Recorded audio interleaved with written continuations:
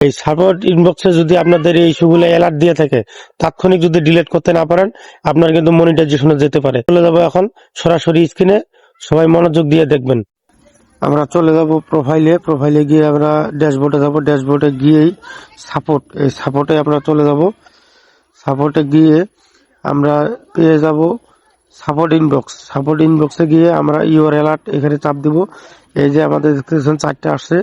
তারপরে যে সে ডিটেলস গিয়ে আমরা রিভিউ করব এবং নিচে আসবে ডিলিট। আমরা এক এক করে ডিলিট করে দেবো। দেওয়ার পর একটু বেগে আসবো, আবার আরেকটি নিব। এটা তো সেম একইভাবে সে ডিটেলস রিপোর্ট ইস্যুস ডিলিট করে দেব। সবাই এক এক করে ডিলিট করে দিবেন, দিয়ে আবার বেগে যাব। এভাবে আপনারা যদি করেন তাহলে ডিলিট হয়ে যায় পার্মানেন্টলি, আর কোনো সমস্যা হবে না। আশা করি আপনারা সবাই বুঝতে পারছেন। ভালো লাগলে সবার মাঝে ছড়িয়ে দিবেন এবং আপনিও শেয়ার দিয়ে আপনার কাছে রাখতে পারেন এই ভিডিওটি।